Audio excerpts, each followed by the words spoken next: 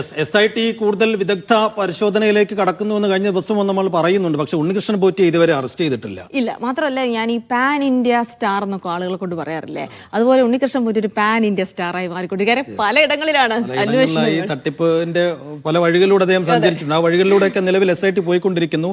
ചെന്നൈയിലും ഹൈദരാബാദിലും ഉൾപ്പെടെ പരിശോധന ഇപ്പോഴും തുടരുകയാണ്. കഴിഞ്ഞ ദിവസങ്ങളിൽ ശേഖരിച്ച രേഖകളൊക്കെ സംഘം വിശദമായി പരിശോധിച്ചുകൊണ്ടിരിക്കുകയാണ്.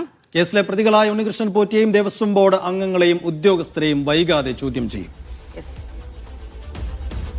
ഷിജോ കുര്യൻ ഒരിക്കൽ കൂടി ചേരുന്നു. ഷിജോ, ഉണ്ണികൃഷ്ണൻ പോറ്റിയെ അറസ്റ്റ് ചെയ്യാൻ പോകുന്നു എന്ന് 2-3 ദിവസമായി കേൾക്കുന്നു. പക്ഷെ കൃത്യമായ തെളിവുകൾ ലഭിച്ചാൽ മാത്രമേ അത്തരം നടപടികളിലേക്ക് SIT കടക്കൂ എന്നും അറിഞ്ഞിരുന്നു. പക്ഷെ അധികം സമയം ഈ SITക്ക് നിലവിൽ ഹൈക്കോടതി നൽകിയിട്ടില്ല. അതുകൊണ്ട് ഈ അറസ്റ്റ് എപ്പോഴത്തേക്കുണ്ടാകും? ഏതെല്ലാം വഴികളിലൂടെയാണ് നിലവിൽ SIT സഞ്ചരിച്ചുകൊണ്ടിരിക്കുന്നത്?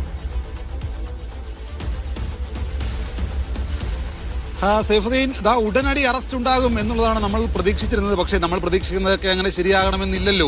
അതാണ് SITയും പറയുന്നത്. ഇന്നലെ മന്ത്രി VN വാസവനും പറഞ്ഞത് അതുതന്നെയാണ്. അതായത് ഉണ്ണികൃഷ്ണൻ പോറ്റിയെ അറസ്റ്റ് ചെയ്തില്ലെങ്കിലും അന്വേഷണം കൃത്യമായിട്ട് നടക്കുന്നുണ്ട്.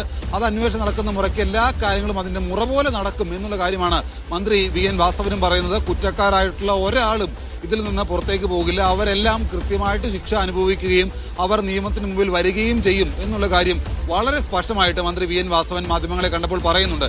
എന്തായാലും ഇതിനകത്ത് SITയുടെ അന്വേഷണം ഏത് രീതിയിലാണ് പോകുന്നതെന്ന് ചോദിച്ചു കഴിഞ്ഞാൽ അവർ പല വഴിയും സഞ്ചരിക്കുന്നുണ്ട്. പക്ഷേ മാധ്യമങ്ങളോട് വിവരങ്ങളൊന്നും പറയരുതെന്ന് ഹൈക്കോടതിയുടെ അന്ത്യശാസനം ഉള്ളതിനാൽ അവർ കൂടുതൽ വിവരങ്ങളൊന്നും പങ്കുവെക്കുന്നില്ല. എന്നാലും നമുക്ക് ലഭിക്കുന്ന വിവരപ്രകാരം 6 ആഴ്ചയാണ് ഹൈക്കോടതി അനുവദിച്ചിരിക്കുന്ന സമയം. ആ 6 ആഴ്ചയ്ക്കുള്ളിൽ എല്ലാം അന്വേഷിച്ചുകൊണ്ട് കൃത്യമായിട്ടുള്ള ഒരു ഫൈൻഡിങ്സിലേക്ക് SIT എത്തുമെന്നൊരു കാര്യം തീർച്ചയാണ്. അതിനുമപ്പുറത്തേക്ക് ഈ സ്വർണ്ണപ്പാളി കൊണ്ടുപോയതുമായി ബന്ധപ്പെട്ടുകൊണ്ട് ചെന്നൈയിലേക്കും ഹൈദരാബാദിലേക്കും ഒക്കെ SITയുടെ അന്വേഷണം നടക്കുകയാണ്.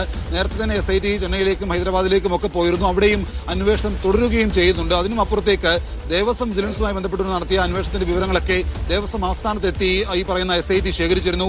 ദേവസ്വം SP ഈ പറയുന്ന ചില നിർണായകമായിട്ടുള്ള കണ്ടെത്തലുകൾ, ദേവസ്വം അഡ്മിനിസ്ട്രേറ്റീവ് ഓഫീസർ, അതുപോലെ തന്നെ അസിസ്റ്റന്റ് എഞ്ചിനീയർ, ഇവരടക്കമുള്ള കാര്യങ്ങൾക്കുണ്ടായ വീഴ്ചകൾ കൃത്യമായിട്ട് ദേവസ്വം SP കണ്ടെത്തുകയും ചെയ്തിരുന്നു.